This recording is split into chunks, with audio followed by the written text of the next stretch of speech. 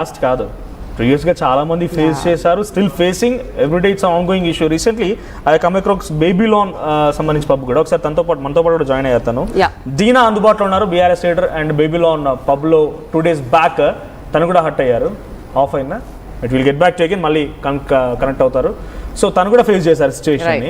So it's continuous thing. నాకు దీని తర్వాత తెలిసింది దాని గురించి incident. Otherwise I was not even aware. So తెలిసినా కూడా ఇట్స్ కంటిన్యూస్ థింగ్ హ్యాపెనింగ్. అక్కడ కూడా 2 మహిళలే హట్ అయ్యారు, తల్లి కూతురు 2 ఉన్నారు. వాళ్ళు కూడా హిట్ చేయడానికి మీరు అంటున్న వర్డ్స్ ట్రై చేయడానికి వాళ్ళు ట్రై చేశారంట. So it's continuous going on. So బేసిక్గా అంటే కామన్ పబ్లిక్ అయితే టు ద వ్యూవర్స్ ఎవరైనా కూడా ఎగ్జాక్ట్ అక్కడ వరకు వెళ్ళి సిచ్యువేషన్ ఫేస్ చేయకపోవచ్చు, మీరు ఫేస్ చేశారు కదా. సో ఇటువంటి వాటిని కంట్రోల్ చేయాలన్నా, లేకపోతే what's happening wrong there? Basically మనము ఇంట్లో చాలా మంది తింటారు, లైక్ హోమ్ ఫుడ్ ప్రిఫర్ చేస్తారు. But there are days when you want to you know try something else, experiment something else, లేకపోతే ఒకేషన్స్ కన్నా బయటికి వెళ్తారు, ఆ ఫ్రెండ్స్ని కలుస్తారు. ఫుడ్ అనేది ఇట్స్ బీన్ ప్రేయర్స్లో పెడతారు. వండేటప్పుడు కూడా ప్రే చేసే వాళ్ళు చేసి మరి చేస్తారు. ఐఎమ్ సారీ, వచ్చారా? సో డీనా జాయిన్ అయ్యారు. డీనా దగ్గరికి వెళ్దాం ఒకసారి. డీనా గారు చెప్పండి. ఆమె ఆడిబుల్, నేను వినిపిస్తుందా? వాయిస్ వినిపిస్తుందా? వినిపిస్తుందండి, క్లియర్. ఆర్టీవీ స్టూడియోలో కల్పికా గణేష్ గారు కూడా ఉన్నారు. హాయ్. రీసెంట్లీ గతంలో మీరు ఫేస్ చేసిన సిచ్యువేషన్ నిన్న 2 days బ్యాక్ ప్రిజం పబ్ లో తను కూడా ఫేస్ చేశారు. లిటరల్లీ తన పైన సుమారుగా 10-20 మంది దాడి చేయడం కూడా వచ్చారన్నట్టుగా తను చెప్తున్నారు. సో ఏంటి, ఇట్స్ కంటిన్యూస్ గోయింగ్ ఆన్. గతంలో చాలా మంది సామాన్యుల పైన కూడా, కొంతమంది ఐటీ ఎంప్లాయీస్ ఎవరైతే ఇంట్రెస్టెడ్గా ఉంటారో పబ్కి వెళ్ళాలని చెప్పి, వాళ్ళపైన కూడా దాడులు జరిగాయి. But when you people, Kalpika Ganesh గారు కానివ్వండి, మీలాంటి వాళ్ళు ఫేస్ చేస్తున్నప్పుడు యూ టేక్ ఇనిషియేటివ్ స్టెప్. ఇలాంటి జరుగుతుందని చెప్పి చెప్పడం కోసం బయటకు వస్తున్నారు. మీరు లైవ్స్ ద్వారా ఏదో రకంగా వాళ్ళకున్నటువంటి మేనేజ్మెంట్ యొక్క సిచ్యువేషన్ బయటపెట్టే ప్రయత్నం చేస్తున్నారు. సో ఏం జరిగింది మీ విషయంలో? ఇప్పటివరకు మీరు ఆల్రెడీ కంప్లైంట్ కూడా ఇచ్చారు, అప్డేట్ ఏంటి? మేము కంప్లైంట్ ఇచ్చామండి.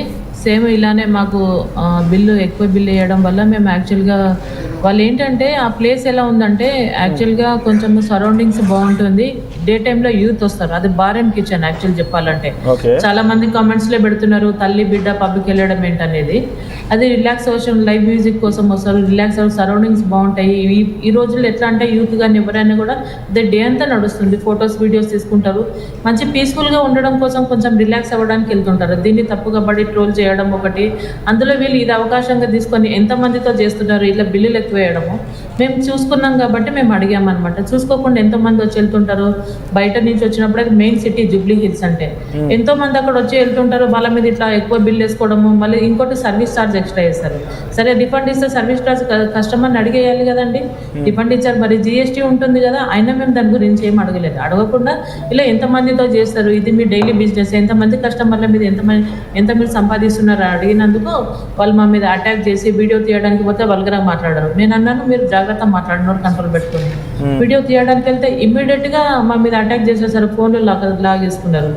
అయితే నేను అన్నాను నేను 100 కాల్ చేస్తాను, పోలీస్కి ఫోన్ చేస్తాను అంటే ఏం చేసుకుంటావు చేసుకున్నట్టు నాకు ఫోన్ డైల్ చేసే ఛాన్స్ కూడా ఇవ్వట్లేదు. పబ్ వాళ్ళ స్టాఫ్ మొత్తం పబ్ యాజమాన్యం అందరు కలిసి దాడికి దిగారంట. అక్కడ 1-2 కాదు. ఇంకోటి వీళ్ళ మీద ఎఫ్ఐఆర్ అయింది. ఎప్పుడు సోషల్ మీడియా పోస్ట్ పెట్టాక ఆ న్యూస్ వైరల్ అయ్యాక ఎఫ్ఐఆర్ అయింది. ఆ నైట్ అంతా మేము పిఎస్లో కూర్చున్నాం. 5 వరకు ఓనర్స్ డ్రింక్ చేస్తూ కూర్చుంటే మేము కస్టమర్స్ అనుకున్నాం వాళ్ళని తీసుకొని రండి, మీరు అరెస్ట్ చేయండి, వాళ్ళ బ్లడ్ శాంపిల్ తీసి టెస్ట్ చేయించండి, డ్రింక్ చేసి మా మీద అటాక్ చేశారని చెప్పాను నేను. ఓకే, సో ఫైనల్లీ ఏం జరిగింది? ఇప్పుడు వాళ్ళపైన ఎఫ్ఐఆర్ అయిందా? పోలీసు వాళ్ళు అరెస్ట్ చేశారా? ఎఫ్ఐఆర్ అయింది కానీ అరెస్ట్ అవ్వలేదు వాళ్ళు. ఎందుకు అంటే అబ్స్కాండింగ్ అని చెప్తున్నారు, ట్రేస్ చేస్తే దొరకట్లేదు అని చెప్తున్నారు. మరి ట్రేస్ చేయడానికి ముందు నేను ఇమీడియట్గా 5 minutesలో వచ్చాను కదా, అప్పుడు ఎందుకు తీసుకురాలేదని నేను క్వశ్చన్ చేస్తున్నాను. సో ఈ 1 weekలోనే 2 instances బేబీలోన్ అండ్ ప్రిజం 2 instances కూడా ఆల్మోస్ట్ 2 చోట్ల అమ్మాయి మహిళలే ఉన్నారు. అక్కడ వారిని బాధించారు. సుమారుగా 10-12 మంది మిమ్మల్ని డోర్స్ క్లోజ్ చేసి మరి హట్ చేసేందుకు ప్రయత్నం చేశారు. డిసెంబర్ కల్పిక గణేష్ విషయంలో కూడా అదే జరిగింది. సో అక్కడ ఏం జరుగుతుంది అసలు? వాట్స్ రాంగ్ విత్ పబ్ లో ఏం జరుగుతుంది? మహిళలు అంటే ఏం చేయలేరు. ఒక 2 మగవాళ్ళు వచ్చినా కూడా వాళ్ళు తిరగబడి కొట్టలేరు, మహా అయితే అరుస్తారు, తిడుతారు కదా. ఇదే ఇష్యూస్ ఎక్కువ జెంట్స్ మీద జరగట్లేదు, వాంటెడ్లీ మహిళల మీద. ఫస్ట్ ఆఫ్ ఆల్ వీళ్ళు అక్కడ వాళ్ళ ఎట్లా అంటే వాళ్ళ సెటప్ అంతా పేరుతోని మంచి ప్లేసెస్ ఎట్లా పెడతారంటే హై ప్రొఫైల్ వాళ్ళు రావాలని. దీన్ని అల్సో తీసుకొని వీళ్ళు ఇలా చేస్తున్నారు. అందరూ చూసి చూడనట్టుగా వెళ్ళిపోతుంటారు కదా అని లైట్ తీసుకుంటున్నారు. కానీ ఎవరో ఒకరు కొన్ని ఇష్యూస్ లో ఇట్లా బయటకి మీ ఇన్స్టాన్స్ లో చూస్తుంటే ఒకరు కనుక నిజంగానే ఓవర్ డ్రింక్ చేసి ఆ బిల్ ఇచ్చినా కూడా ఎంత కట్టి 1000 రూపాయలు ఉంటారు అన్నట్టుగా చాలా ఈజీగా ఇచ్చేసి ఉంటారు. కానీ మీ విషయంలో మీరు ఫైండ్ అవుట్ చేస్తారు కాబట్టి ఇష్యూ అయింది అది. అవును. రైట్, ఇక్కడ మనతో పాటుగా